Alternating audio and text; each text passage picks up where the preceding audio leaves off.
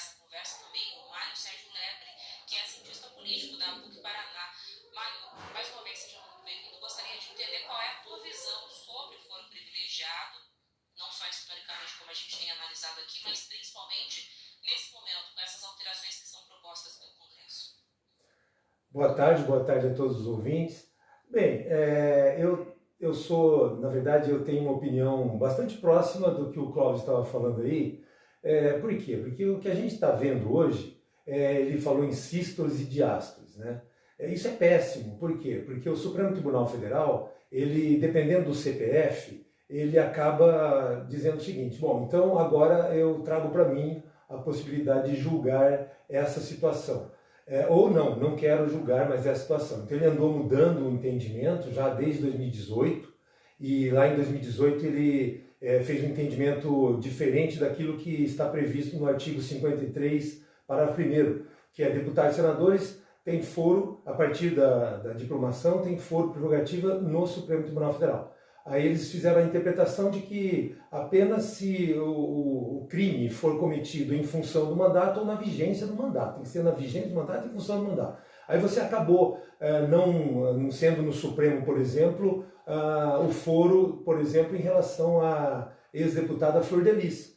Por quê? Porque o homicídio não é em função do mandato e também não tem uma relação com o mandato. Então foi para a primeira instância. Essa era o entendimento do Supremo. Mas aí eles, dependendo de a quem que eles estão observando, então, por exemplo, a questão da trama golpista, não, então eu trago para mim, porque eu quero julgar essas situações. Isso é péssimo. Isso mostra que o Brasil tem uma Suprema Corte política, uma Suprema Corte que está atuando de acordo com aquele interesse que move esse ambiente lá, vamos dizer assim, do sistema. Isso é muito ruim. Portanto, o foro por prerrogativa de função já é uma discussão antiga. Essa PEC que altera o foro, ela é antiga e foi aprovada no Senado Federal em 2017. Então ela já foi aprovada no Senado Federal e agora foi para a Câmara dos Deputados, já foi para a Câmara e está parada lá na Câmara dos Deputados. O objetivo é justamente trazê-la para o debate e aprová-la. E é uma PEC muito boa. Por quê? Porque o que o Clóvis falou aí é muito interessante. Nenhum país do mundo desenvolvido que se considera democrático tem foro prerrogativa de função. Por quê? Porque não há que se falar, por exemplo, o juiz de primeira instância vai perseguir deputado. Porque se você pensar assim, então nós não estamos numa democracia. Por quê? Porque não há que se falar que o sistema judiciário, na sua primeira instância, está aqui para perseguir deputado, para querer fazer alguma coisa em relação a alguém e não em relação a outro. Então é um argumento muito ruim. Portanto, eu penso que, no que diz respeito a foro prerrogativa de função, não há que se falar em autoridades com privilégios, porque é justamente isso, são privilégios. E por que eu entendo assim? Porque é uma cultura brasileira, é uma cultura que é enraizada no Brasil para entender que pessoas que que são autoridades, é como se a gente discute aqui entre a gente. Então eu sou deputado, nós temos uma Suprema Corte que não deveria julgar originariamente crimes, ou seja, questões penais não deveriam ser julgadas originariamente no Supremo Tribunal Federal, porque ela deixa de ser uma corte constitucional. Então, para ser uma corte constitucional, ela não tinha que ter essa função, e aí você retira dela todo esse espezinhamento em relação aos políticos. Eu acredito que é justamente isso que está sendo colocado na ordem do dia.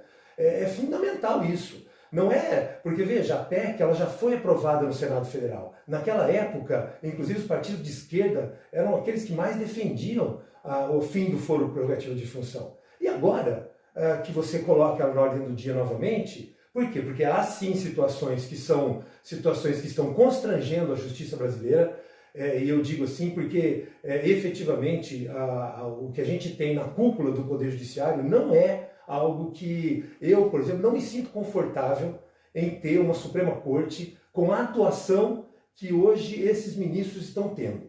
É algo assim vergonhoso para todo o Judiciário, porque o Judiciário não merece ter, por exemplo, debates em que você observa ações dessa Suprema Corte, de pessoas na Suprema Corte, e você fala assim, meu Deus do céu, mas como isso pode acontecer? Como um ministro pode atuar totalmente, para dizer o que a imprensa fala, né, fora do rito? Não existe atuação fora do rito. Isso é ilegal. Se é ilegal, está totalmente corrompido. Tem processos que, eu diria, corrompidos dentro da Suprema Corte. Mas por que estão fazendo isso? Porque entenderam a necessidade de salvar a democracia. Bom, para salvar a democracia, então, qual é o nosso objetivo? Bom, então vamos acabar com a democracia.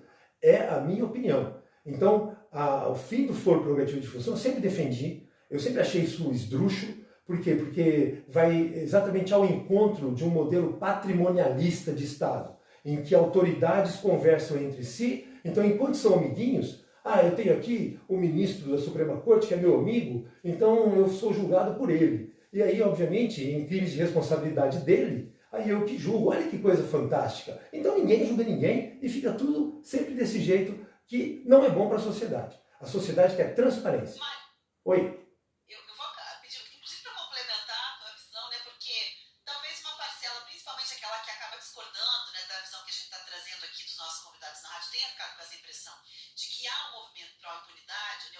Poderia existir uma impunidade em relação ao que você explicou ali nesse ponto, uma relação próxima com o juiz de primeiro grau, porque junto com o foro privilegiado, tentaram passar aquele tal pacote da impunidade, que é a história da Câmara, né, dar o aval para que uma investigação, inquérito policial, seja aberto para deputados federais e senadores. Então talvez isso tenha levado ali, né, a uma parcela da população se questionasse de fato. Há uma busca por esses deputados, políticos que apoiam a questão do foro, por esse equilíbrio que você desenhou do seu ponto de vista, ou se haveria um interesse em realmente usar esse título que deram aí para o pacote de impunidade. Queria a sua visão também sobre esse outro movimento que colou na questão do foro para negociar o fim do motim na Câmara. Bom, então vamos lá. Vamos tentar entender o seguinte, ó. Antigamente, ou seja, antes de 2001, porque teve uma emenda constitucional, se não me engano, emenda 31, de 11 de setembro de 2001, então lá atrás, como é que funcionava para que você pudesse processar deputados? Para processar deputado, havia a necessidade da licença da Câmara dos Deputados. Então, por exemplo, vamos imaginar que o Procurador-Geral da República oferecesse uma denúncia em face de um determinado deputado. Então, o Supremo Tribunal Federal, para receber a denúncia, ele precisava enviar um ofício para o presidente da Câmara, e o presidente da Câmara, então, tinha que fazer uma sessão e uma votação secreta, e os deputados, então, é que autorizavam o prosseguimento da ação no Supremo Tribunal Federal. Se eles votassem para que não prosseguisse a ação, então o Supremo Tribunal Federal não poderia processar o deputado. Era assim que estava na Constituição Federal originariamente, ou seja, o texto de 1988 era isso.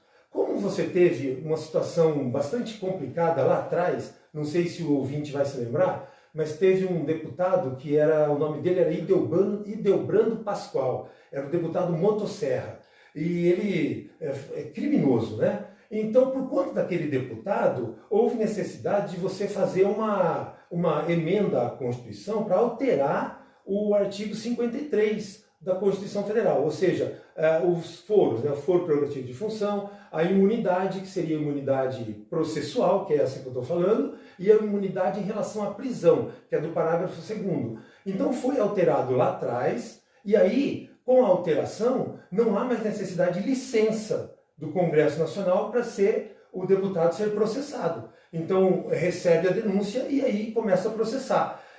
Para que a Câmara dos Deputados, se ela quiser interromper aí o andamento do processo, aí sim a necessidade de um requerimento de um partido político, como foi feito com o delegado Ramagem.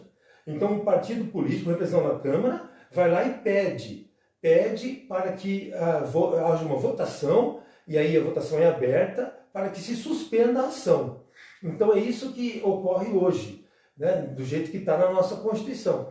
Então nós tivemos uma evolução com a emenda de 2001, porque antes sim havia necessidade de uma licença. E do jeito que eu vi a PEC, que foi aprovada no Senado Federal, eu não vi nenhuma possibilidade de licença.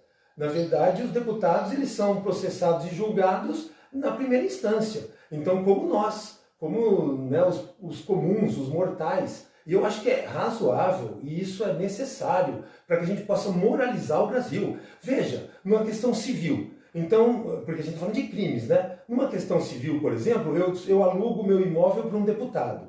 Então, o deputado não paga o aluguel. Então, eu vou processar o deputado. Veja, vai ser no Supremo? Não. Vai ser na primeira instância. Então, questões civis, assim como as penais, tem que ser na primeira instância para todo mundo. É assim que tem que funcionar. Isso é que é democracia. Então, essa PEC, ela tem que ser aprovada. Eu rogo para que os deputados, sim, enfrentem isso, votem, e aí sim nós vamos poder ter um modelo brasileiro de política muito mais adequado. Não tenho dúvida disso, não.